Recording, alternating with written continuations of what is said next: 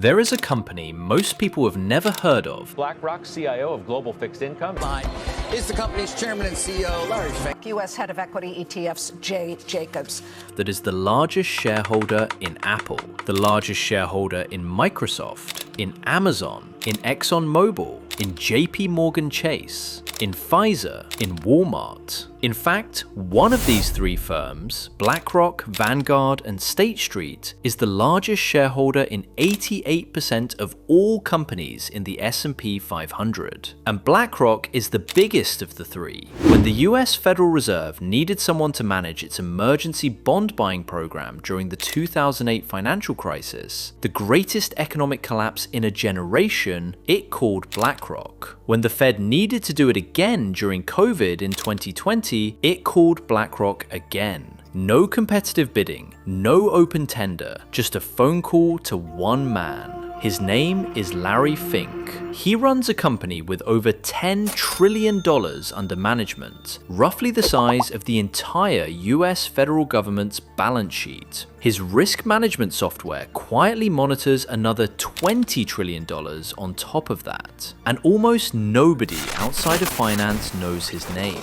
This is how it happened. Larry Fink was born in 1952 in Van Nuys, California. His father owned a small shoe store. His mother was an English professor. They were middle class, comfortable, unremarkable. Nothing that would hint at what was coming. He went to UCLA, got a political science degree, then stayed for an MBA in real estate. In 1976, he walked into his first Wall Street job interview at Goldman Sachs, stumbled badly, and didn't get the offer. He was devastated. He accepted a position at First Boston instead. Years later, he would say, "It ended up being the blessing of blessings." At First Boston, Fink was given a new and almost totally unknown product to work with: mortgage-backed securities. The basic idea was to take thousands of individual home loans, bundle them together, slice them into pieces, and sell each piece to investors. It sounds simple. At the time, nobody had really done it properly. Fink figured it out. By 1983, just 7 years into his career, he had become the youngest managing director in First Boston's history. He was adding over $1 billion to the firm's bottom line. People inside the bank genuinely believed he would one day run the place. Then came 1986. Fink made a bad call on interest rates. His department lost $100 million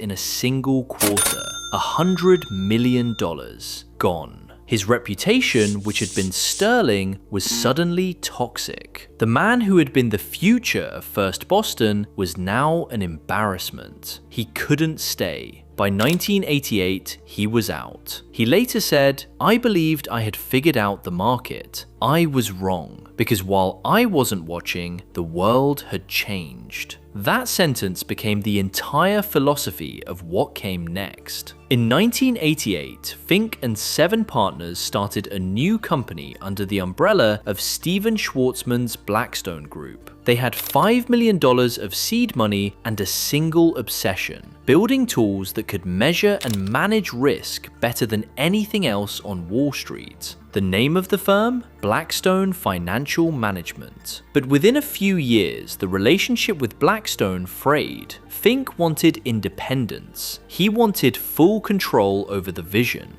In 1994, after a tense split that got messy, the firm broke away entirely. They needed a new name. They kept the black as a nod to their roots, added rock for solidity, BlackRock. They went public in 1999 at $14 a share. Almost nobody noticed. Here's where things get interesting. While other firms were chasing the dot-com boom, piling into internet startups, riding the speculative wave, BlackRock was building something completely different: a software platform. an operating system for risk. They called it Aladdin, Asset, Liability, Debt and Derivative Investment Network. It used enormous amounts of computing power to model every possible scenario a portfolio of investments might face: recessions, interest rate spikes, currency crashes, market panics. It could simulate 5,000 potential outcomes for any given portfolio before breakfast. When the dot-com bubble burst in 2000, BlackRock's clients barely flinched because Aladdin had seen it coming. The firm started selling Aladdin to other institutions, pension funds, insurance companies, rival asset managers. Even competitors began paying BlackRock to use its risk tools. By the time most of Wall Street understood what had been built, Aladdin was already indispensable. Then 2008 arrived, and BlackRock became something else entirely. When Bear Stearns collapsed, the Federal Reserve was holding over $130 billion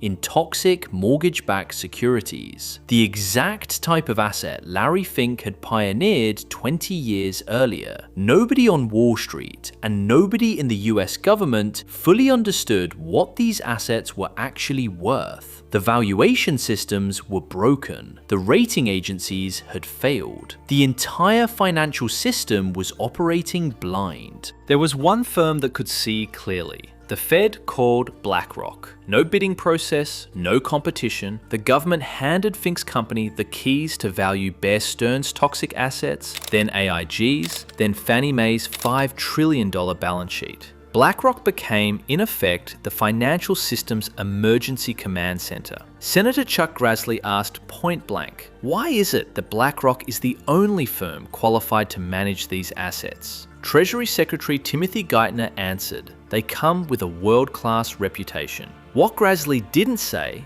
and what most people didn't notice, was that by helping the government clean up the crisis, BlackRock was now woven into the architecture of the US financial system in a way that nobody had planned and nobody could easily undo.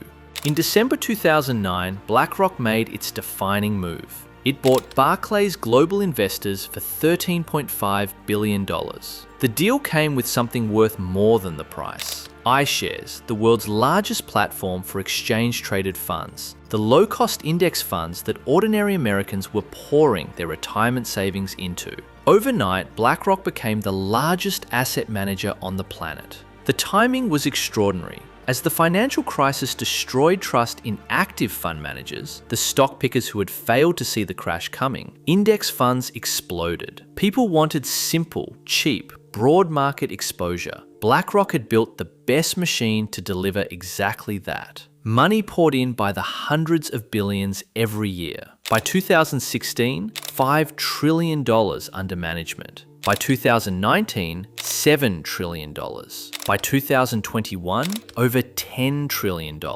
For context, $10 trillion is more than the combined GDP of Japan, Germany, and the United Kingdom. But here's the thing that makes BlackRock genuinely unlike anything that has existed before. It's not just the money. Aladdin now monitors over $20 trillion in assets on behalf of other clients, pension funds, sovereign wealth funds, insurance companies, the European Central Bank, even competing investment firms. Governments use it, central banks use it, tech giants like Apple and Microsoft use it. 1/3 of all the assets being run on Aladdin belong to BlackRock's own competitors. The filmmaker Adam Curtis once described Aladdin as a kind of power never seen before, more powerful in some respects than traditional politics. If Aladdin crashes, the global financial system has a problem. If Aladdin gives bad advice simultaneously to hundreds of institutions all running the same models, the entire market could move in one direction at once.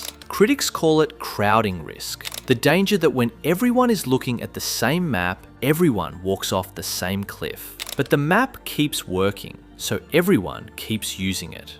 Larry Fink is not the most famous person in finance. He's not flashy. He doesn't make headlines the way hedge fund managers do. He doesn't have the cultural celebrity of a Warren Buffett. He has something else. Every year he writes an open letter to the CEOs of the world's largest companies, and they read it. carefully. Because when the man whose firm is your largest shareholder tells you to think differently about climate change, or worker pay, or long-term strategy, you don't ignore it. He was flown to dinner at the White House by Obama. He was invited to Trump's business forum in 2016. He has been genuinely considered for the role of US Treasury Secretary. Central banks consult him. Finance ministers call him. He's the kid from the shoe store in Van Nuys who got turned down by Goldman Sachs, lost $100 million in front of everyone, got pushed out of his firm in disgrace, and came back to build a company that now sits quietly at the center of the global financial system like a black hole, invisible from the outside but bending everything around it. He never ran a country, he just found a way to be more powerful than one.